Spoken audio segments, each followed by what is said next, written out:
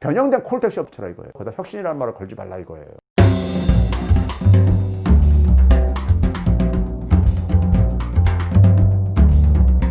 자, 지금 스마트 모빌리티 솔루션이 화두가 되고 있는 이 시대에 살아가는 개인이나 혹은 이런 상황에서 사업을 해야 되는 기업이나 한 나라의 공동체에 책임을 지고 있는 국가나 이 문제를 어떻게 해결해야 될 것인가, 굉장히 중요한 하나의 이제 화두인 거죠. 개인이 예를 들어서 창업을 하더라도 결국은 지금 이 흐름에 따른다면은 플랫폼 사업 모델을 안 할 수가 없는 것이고요. 플랫폼 사업 모델을 하려고 하면은 이익 공유 방식이라든가 그다음에 솔루션을 찾는 거, 이런 게 어떤 의미를 가지고 있는가를 지금 이제 이해를 했잖아요. 기업도 마찬가지죠. 기업은 그러니까 플랫폼 사업 모델로 진화를 하지 못하면은 제너럴 일렉트릭이나 제너럴 모터스처럼 저렇게 몰락을 해버립니다. 이게 현실이에요. 제너럴 일렉트릭은 삼성전자보다 더 큰 기업이었어요.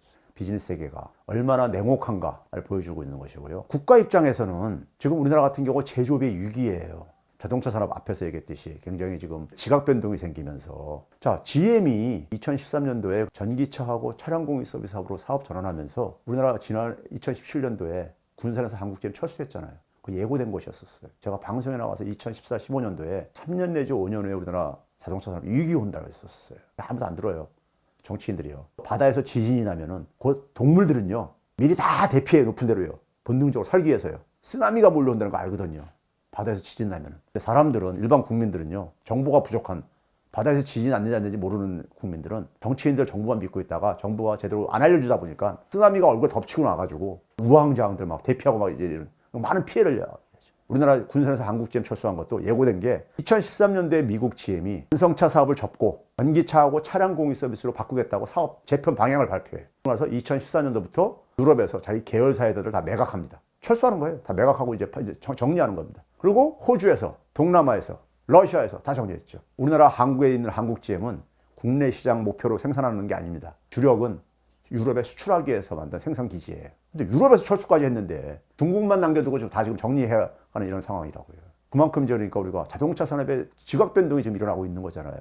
아까 자동차 판매량이 줄어들고 있는 이런 상태처럼. 자, 반도체도 지금 여러분들 지금 처음 듣는 얘기 지금 들었죠. 반도체 이 수요가 지금 줄어드는 하나의 이유 중에 하나도요. 우리나라 3대 핵심 주력 산업이 자동차, 반도체, 조선 뭐 이런 건데 조선업은 이미 상처받았고, 그렇죠? 상당히 지금 그런 거예요. 그 상황 속에서 우리 정부도 소위 말해서 플랫폼 경제 활성화를 혁신 성장의 구체적인 목표로, 그리고 홍남기 부총리는 내년도 예산에 가면서요 혁신 성장을, 경제 체질을 개선하기 위해서 뭘 쓰는지 아세요? DNA라는, D가 뭐냐 데이터, N이 네트워크, A가 뭐냐 인공지능의 약자. 오늘 제 얘기 들으니까 좀 이제 낯설지가 않죠. 데이터, 네트워크, 인공지능, 이게 서로 관련되어 있다는 거, 이게 이제 와닿죠. 문제는 그러려면은 지금 이 스마트 모빌리티 솔루션의 내용을 우리 정부가 과연 저걸 이해하고 있을까 반추해 보면은 그걸 이해하지 못하고 저 얘기를 하고 있다는 얘기 뭡니까? 이게 구호라는 얘기입니다. 박근혜 정부 때 창조경제 얘기했는데 창조경제의 개념에 대해서 4년 내내 헤매다가, 그래서 창조경제가 뭐냐는 얘기가 4년 내내 얘기 나오다가 또 어떻게 돼버렸습니까? 그 이전에 이명박 정부에서 녹색성장 간다고 해서 엄청나게 했는데 지금 어떻게 돼버렸습니까? 저는 산업정책을 굉장히 오랫동안 관심 갖고 연구한 사람인데 산업정책이 성공하려면요 산업에 대한 정확한 이해가 필요합니다. 지금 플랫폼 사업을 이해를 못하고 플랫폼을 육성한다? 말이 안 되잖아요. 지금 제 설명을 들으니까요. 그렇죠? 농업하고 제조업이 틀리듯이 제조업하고 플랫폼 사업은 전혀 다른 사업인 거예요. 그러니까 젊은 사람들한테 막 창업하라, 벤처 창업하라 막 그러는데 그것도 플랫폼 사업 방식으로 창업도 해야 되고 그러는 거예요. 근데 우리 현실이 지금 젊은 사람들이 플랫폼 사업 모델을 얼마나 이해하게 교육을 시키고 있냐 이거예요. 굉장히 중요한 문제입니다. 우리가 지금 4차 산업혁명이라는 것이 1차, 2차, 3차가 있었다는 얘기잖아요. 그럼 우리가 1차하고 2차는 전혀 다른 성격을 갖고 있습니다. 1차 산업혁명은 쉽게 얘기해서 농업사에서 산업사회로 바꾸는 하나의 계기를 마련해준 기술혁명이 있었어요. 2차 산업혁명은 19세기 말에서 20세기 초에 일어나가지고 중화학공업이라는 걸 만들었는데 우리가 농업사에서 산업사회로 가면서는 정치체제 바뀌었죠. 귀족이 왕이 지배하던 사회에서 대의민주주의, 민주주의, 의회민주주의로 바뀌었죠. 경제도 어떻게 바뀌었습니까? 자연경제라는 데에서 자본주의라는 걸로 바뀌고요. 당연히 그러다 보니까는 산업사회 표현의 인력을 만들려다 보니까 교육 방식도 다 바뀌었죠. 다 바뀌었던 거예요. 그러니까 산업혁명이라는 게 단순하게 몇 개의 산업을 만드는 걸로 끝나는 게 아니라 사회 전체를 그러니까 변화를 요구할 때가 있어요. 그게 1차 산업혁명 같은 경우라면요. 2차 산업혁명은 19세기 말과 20세기 넘어온다고 해가지고 자본주의가 바뀐 거 없잖아요. 대의민주주의 바뀐 거 없잖아요. 새로운 중화학공업이라는 산업을 만들어낸 거예요. 그러니까 그런 기술혁명이 있고 사회 전체의 기반을 바꿔야 되는 이런 기술혁명이 있고 그렇습니다. 근데 지금 4차 산업혁명은 1차와 비교되냐 2차와 비교되냐 이 판단부터 내려져야 되는 거예요. 근데 저는 1차에 가깝다고 보는 사람입니다. 왜 그러냐? 아까 그랬죠. 가치 창출 방식이 근본적으로 바뀌고 있어요. 과거에는 자기 혼자만 잘하면 됐었어요. 근데 이제는 다른 사람과 연결을 시켜야 되고 이익을 그러려니까 공유를 해야 되고 협력을 해야 되고 협력과 공유로 하는 걸로 그동안의 산업사회는 뭡니까? 경쟁이라든가 그다음에 자기 혼자 소유하는 사유라든가 이 얘기가 있었어요. 근데 키워드가 지금은 경쟁보다는 협력, 사유보다는 공유가 가치 창출의 원리로서 지금 바뀌고 있는 거예요. 합리성보다는 호혜성. 그러면 거기에 맞도록 사람도 바뀌어야 되는 거죠. 자, 그래서 우리가 제가 오늘 6번째 소환한 것은요. 이 인간형이 바뀌어야 된다 해서 공감형 인간 이런 표현을 씁니다. 이걸 이제 인문학자나 일부 사람들은 뭐라고 하냐면요. 우리가 산업사회 같은 경우는요. 호모 이코노미쿠스라고 합니다. 근데 호모 이코노미스라는 건 뭐냐면요. 경제적 동물이다 이거예요. 경제적 동물이라는 건 뭐냐. 앞에서 얘기했듯이요. 자기 경제적인 이익을 그러니까 극대화만 추구하는 그런 인간들. 이기심에 의해서 움직이는 인간들을 얘기하는 거예요. 그런데 오늘날 이제 그러니까 이 플랫폼 사업 모델에서는 호모 이코노미쿠스 인간형보다는 일본식으로 표현하면 이타자리 인간형. 그 다음에 이제 우리가 라틴어로 이제 표현하면 호모 엠파티쿠스라고 이렇게. 이타자리가 무슨 뜻입니까? 타인의 이익을 만들어줌으로써 자신의 이익을 만든다는 얘기예요. 아까 스티브 잡스가 앱스토어 모델이 바로 그거잖아요. 다른 사람한테 돈 벌 기회를 줌으로써 자신이 돈을 벌었잖아요. 그래서 2차자리 인간형이니까. 그럼 호모 엠파티쿠스는 뭐냐? 엠파티쿠스는요, 영어에서 엠퍼시라는 단어 있죠. 공감 이런 뜻이 있는 거예요. 이거의 라틴어예요. 그러니까 공감할 줄 아는 인간. 이 한자로는 그러니까 이렇게 서로 공자에다가 느낄 감자 해가지고요. 상대방과 그러니까 같은 감정을 가질 수 있는 이게 공감이죠. 그래서 이런 인간형이 돼야 되는 이유는 왜 그러냐면요. 자, 우리가 다른 사람과 연결을 하려면은 그 사람에 대한 이해가 전제가 되지 않으면은 우리 요즘 소통 누구나 다 지금 소통 강조하고 있잖아요. 소통이 안 되면은 다른 사람과 연결이 되겠냐고요. 사람들과 연결을 통해서 데이터 확보도 가능하고 그러기 때문에 새로운 인간형이 필요하다는 거예요. 과거에는 자기 혼자만 잘하면 됐던 거예요. 그리고 자기 혼자만 성실하게 하고 기업도 자기 혼자만 자기가 갖고 있는 자원을 가지고 열심히 하면 됐던 거예요. 근데 이제는 자기 혼자만 잘해가지고 안 된다 이거예요. 데이터가 중요해지기 때문에요. 그러다 보니까 우리가 현장에서 이미 글로벌 기업들은요. 직원을 뽑을 때 조건이 달라지고 있어요. 예를 들어서 구글 같은 경우 보게 되면 첫 번째 조건을 그 직원이 들어와서 기업에 들어와서 하는 업무에 대해서 흥미를 가지고 있는 사람. 이게 첫 번째 조건이에요. 두 번째 조건은 뭐냐면 다른 사람과 협력을 통해서 문제 해결을 할 수 있는 역량을 갖고 있는 사람. 혼자 잘하는 놈은 필요 없다 이거예요. 자, 흥미가 강한 거 이유는요. 구글 같은 데 들어가게 되면요. 제가 학생들한테 그런 얘기를 해요. 너희들 원하면 내가 구글 입사시까지 시키는데 굉장히 도움을 줄 수 있다. 구글이 어떤 인재를 원하는지 제가 정확히 알기 때문에 자기소개서 걔네들이 원하는 대로 써줄 수가 있거든요. 한다 이거. 근데 제가 그렇게 해서 입사시키더라도 여러분들 거기서 오래 못 버틴다. 예, 한국 교육 받은 애들은 구글 같은 데서 적응하기 힘들다. 구글 같은 데 입사하면요. 어떻게 하는지 아세요? 구글 기업에서 자기들이 확보한 게 뭐예요? 데이터라는 엄청난 데이터 확보가 있습니다. 데이터를 줘요. 이 데이터를 가지고 사람들이 뭘 원하는지 찾아내라 이거예요. 세상이 어디로 변하는지 분석해내라 이거예요. 그리고 나서 찾아낼 뿐만 아니라 찾아냈으면은 그 원하는 거를 만들어야 될 게 아니겠습니까? 그게 직원들한테 원하는 거예요. 그렇잖아요. 기존에 그들이 하던 사업은 기존 직원이 만드는 거고 새 직원은 새로운 것을 해주는데 기업에선 데이터 제공하겠다 이거예요. 자, 그러면 사람들이 원하는 걸 찾아내고 그러려면요. 어떤 능력이 필요한 것 같아요? 기존의 사람들이 못 봤던 거를 새로운 걸 찾아내야 되니까. 자, 우리가 손바닥을 맨날 손을 여기만 봐가지고 이 모습만 떠올라요. 근데 이쪽도 손의 모습이잖아요. 이쪽을 보려면 다르게 봐야 되죠. 다른 각도에서 봐야지만 이게 보이잖아요. 그러니까 우리가 애플의 로고가 여러분들 아시죠? Think different. 다르게 생각하라 이거예요. 다르게 생각해야지 새로운 게 보이죠. 그래서 새로운 거 보이는 사람은 어떤 사람이 가냐? 자기 일에 흥미가 있는 사람이 거기서 깊이 빠지고 이렇게 간다 이거예요. 자기 일에 흥미가 없는 사람은 일 끝나자마자 다 잊어버린다 이거. 자기 업무에 대해서요. 흥미 있는 사람은 어떻게 됩니까? 집에 가면서 그 생각 빠져 있고 밥 먹으면서 그 생각하고 앉아 있고. 그래서 흥미를 가지고 있는 직원으로 구성된 조직은요. 자율근무제가 가능해요. 근무 시간을 9시, 6시 이렇게 할 필요가 없다 이거예요. 그래서 이런 기업들이 자율근무제를 하고 있는 게 그래서 그런 거예요. 우리나라 기업에서는 못합니다. 안 된다고. 요즘은 기술이 굉장히 빨리 변해요. 근데 변하는 기술을 자기가 관심 있는 업무를 하게 있으면 그 기술도 관심이 있잖아요. 게임 좋아하는 사람은 게임에 어떤 기술이 가는지 관심이 있잖아요. 근데 자기가 관심 없는 일을 하는 사람은 그쪽 분야에 발생하는 기술에 대해서 관심 없잖아요.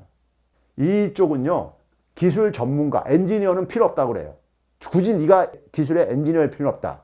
단지 뭐냐면 세상에 어떤 기술이 있는지 알라 이거예요. 그 기술을 갖다 쓰면 된다 이거예요. 우리가 꼭 그 기술을 가르칠 필요는 없다 이거예요.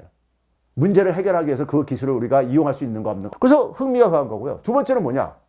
기술은 우리 얼마 전부터 기술의 융합화, 복합화 이런 말도 많이 유행어처럼 썼죠. 기존에 그러니까 각 분야별로 진행됐던 것이 이제는 상호 이제 섞이면서 기술의 발전이 지금 일어나고 있단 말이에요. 그런 경향성을 지난 2000년대 이후에요. 그러다 보니까는 그 많은 기술을 혼자서 다 알기가 힘들어요. 2000년 이후에 우리 사회에서요. 21세기 인간형은 어떻게 된다. 막 2000년대가 전개되니까 막 그때 한때 그런 유행한 게 있었어요. 그래서 뭐가 그랬냐면은 레오나르도 다빈치 같은 인간이 돼요. 아니 멀티플레이어 뭐 이런 말이 유행했었어요. 레오나르도 다빈치가 요즘식으로 비유하면 어떤 건지 아세요? 박사학위 한 10몇 개 있는 사람이에요. 그 사람 것처럼 미술, 건축, 뭐 과학, 뭐 모르는 게 없는 이런 천재잖아요. 근데 우리가 한평생 살면서 박사학위 하나 따는 것도 굉장히 힘든데 그걸 10몇 개 따르면 사람 죽으라는 얘기예요. 멀티플레이어, 축구를 골키퍼부터 센터포드까지 다 잘하면 좋죠. 멋있죠. 근데 어떻게 다 잘해요? 그 얘기는 결국 뭡니까? 다양한 분야를 잘 알아야 된다는 얘기는 뭡니까? 그만큼 기술이 융합화, 복합화되어 있기 때문인 거예요. 그럼 그거를 한 사람이 다 해결할 수 없죠. 그러면 결국은 연결과 협력을 통해서 할 수밖에 하라는 얘기죠. 그래서 얘네들이 강조하는 게 다른 사람과의 협력을 통해서, 연결을 통해서 그 문제를 해결하라 이거예요. 이런 역량을 요구하는 거예요. 그래서 미국 학계에서, 미국 학자들이 강조하는 게 이 사회적 기술을 강조합니다. 소셜 스킬이라고 해가지고요. 그리고 스킬이라는 것은 경제학에서 숙련도, 노동력을 측정하는, 노동력의 생산성을 결정하는 가장 핵심적인 단어예요. 스킬이라는 것이. 근데 여기에 소셜이라는 말이 돼요. 사회적인. 이게 뭡니까? 사람들과의 관계 이런 거죠. 왜? 이게 필요하니까. 혼자서 못하는 시대니까. 그래서 소셜 스킬을 가고요. 근데 어떤 사람들은 4개의 C가 그러니까는 갖춰져 있어야 된다 이런 얘기를 해요. 첫 번째가 C가 뭐냐면 우리 잘 알고 있는 거죠. 크리에이티비티, 창조성, 창의성, 요 크리티컬 소트, 비판적 사고죠. 이 두 개 사실 같은 말입니다. 이게 뭡니까? 창조성이라는 것은요. 과거에는 우리가 예술인들, 문학인들만 이렇게 가는 걸로 아는데 이건 비즈니스 하는 사람들도 많은 거예요. 스티브 잡스처럼 새로운 사업 모델을 만들어냈어. 그럼 그 사람도 창조적인 혁신가잖아요. 비판적 사고라는 것이 다르게 생각하는 거예요. 다르게 생각하게 되면 새로운 걸 만들어낼 수 있는 거죠. 이게 같은 말이에요. 앞에서 얘기한 걸 가죠. 그 다음에 뭐냐면 커뮤니케이션, 뭡니까? 소통이죠. 코어포레이션, 협력이죠. 이건 뭡니까? 이거 두 번째하고 같은 거잖아요. 문제 해결. 소셜 스킬의 뜻이 다른 사람과의 협력을 통해서 문제 해결을 할 수 있는 그러한 스킬을 얘기하는 거예요. 그렇게 정의를 해요. 미국 학자들이. 다른 사람과 협력하려면 뭡니까? 커뮤니케이션이 돼야 되지. 소통이. 소통하려면 어떻게 됩니까? 공감이 돼야지 소통하지. 공감 안 되는 인간하고 관계 지속될 수 없잖아요. 근데 우리 지금 현실을 봐보세요. 제가 우리나라 학생들을 구글에 입사시켜도 오래 못 버틴다는 얘기가요. 우리나라 학생들은 어떻습니까? 협력보다는 경쟁. 우리나라 왕따 문화가 예고합니까? 저는 우리나라가 교육 현장에서 협력이라든가 이런 소통 이런 걸 강조하는 이런 교육을 시키면 왕따 문화 없어진다고 봐요. 함께들 일을 하고 그러니까. 왕따는 한 명을 고립시켜가지고 완전히 저거 하는 거잖아요. 근데 직장에서도 보게 되면은 기업 조직 문화에서 똑같아요. 팀을 만들어 놓고 팀 만들어 놓으라는 이유가 같이 협력하고 그러는 건데 나중에 평가할 때 어떻게 했습니까? 자기 동기가 높은 평가 받으면 자기가 안 되니까. 우리 교육과 현실을 보게 되면요. 제가 그 2000년대 초로 제가 기억을 하는데 일본의 그 배틀로얄이라는 거 나온 거 있었어요. 거기 보시게 되면은 이 고등학생입니까? 무인도 갖다 놓고서 살아남게 하게 서로가 살아남으려다 보니까 죽이고 막 그러니까 우리나라가 일본 교육 그대로 수입해가지고 하거든요. 그래서 일본이 창조산업 육성하다 처참하게 실패한 이유가 일본도 이런 식의 교육을 시키니까는 거기서 이런 인간이 나올 수가 없죠. 배틀로얄형 인간을. 그러다 보니까 이런 상황 속에서 우리가 경쟁이라든가 사회 이론 속에서 우리가 강조했던 건 자율이 아니라 자유였었죠. 자유요. 자유하고 자유는 틀립니다. 자유는 말 그대로 자기만을 생각하는 거예요. 법을 깨트리지 않는 법에 대해서. 근데 자유는 뭡니까? 자유는 자기 스스로 통제를 하는 겁니다. 호혜성이 우리가 중요한 원리로 됐어요. 나만 이익 챙겨서는 안 되는 거예요. 그럼 어떻게 됩니까? 관계가 깨져요. 지속이 안 되지죠. 그래서 제가 학생들을 키우면서 그런 얘기합니다. 너희들 사회 나가가지고 해외 사람들하고 많이 바이어도 만날 이런 기회도 있을 텐데 내가 저 사람 혹시 우리나라 사람들은 그런 경향이 있어요.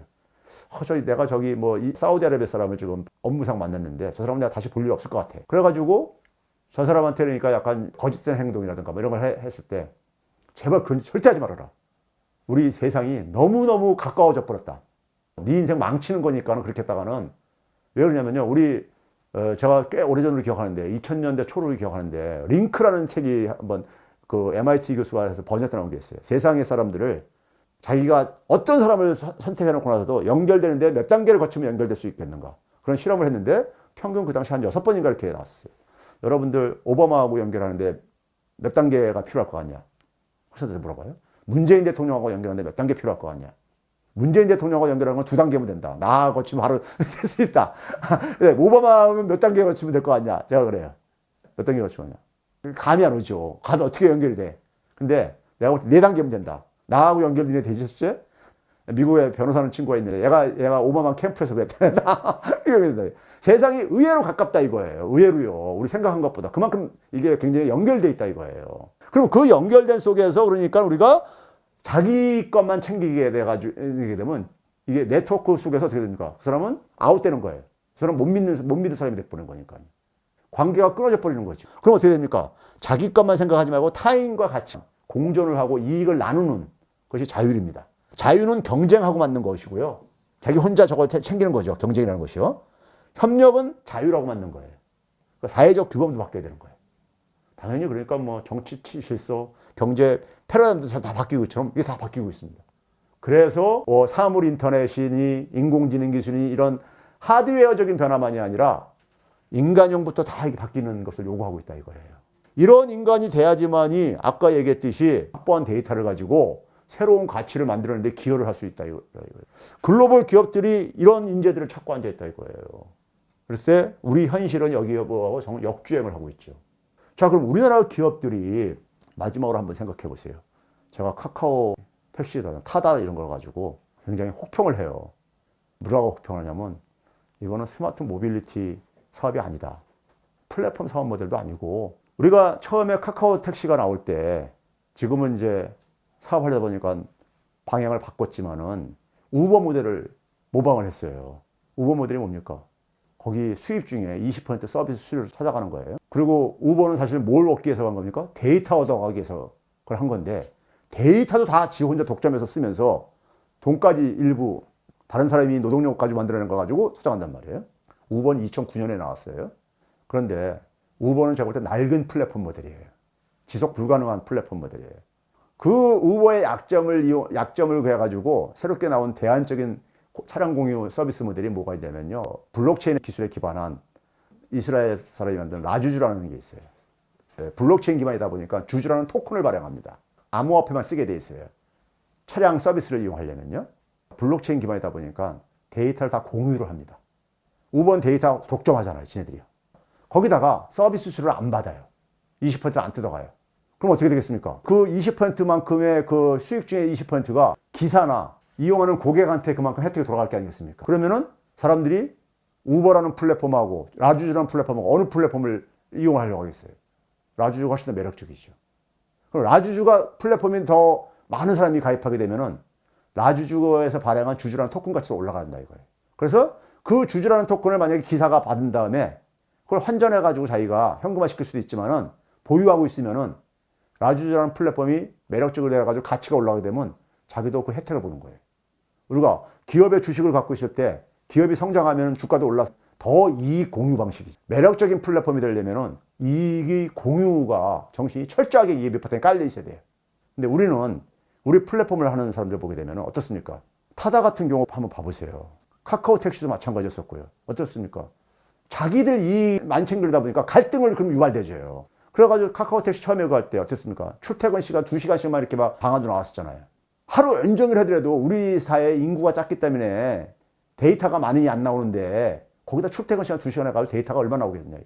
카카오 택시가 타다가 하려면은 자기들은 플랫폼 사업을 하고 확보한 데이터를 가지고 새로운 사업을 하겠다는 목표를 가져야 되는 것이지 그 자체 그러니까 뭐 타다처럼 하는 것은 그건 운송 서비스 변형된 콜택시 업체라 이거예요. 그러다 보니까 기존에 또 택시업들 운송 서비스라는 사람하고 갈등을 일으키고 앉아있죠. 자기들은 그러니까 그 운송 서비스를 해가지고 돈을 벌려면은 기존에 운송 서비스 들어가는 거 소위 택시에 대한 고객들의 불만을 이용해서 거기 뛰어들어간 건데 뭘 새로운 걸 창출한 거냐 이거예요. 과거의 재벌 기업들하고 다르려면은 좀 더 진화된 모습을 보여주는 것이고 데이터를 가지고 새로운 신시장을 개척하는 게 이게 그러니까 혁신인 거죠. 이게 이제 모빌리티 사업의 진정한 본질이라 이거예요. 근데 우리가 그게 잘 안 되는 이유는 이 공유에 대한 정신이 부족하기 때문인 거예요. 그러니까 갈등을 일으키고 정치계는 사회 갈등을 조정해야 되는 것인데 죽겠다는 사람들, 아우성 치는 사람들 그 목소리 외면만 할 수는 없잖아요. 외면 못하다 보니까 사업이 진전이 안 되지죠.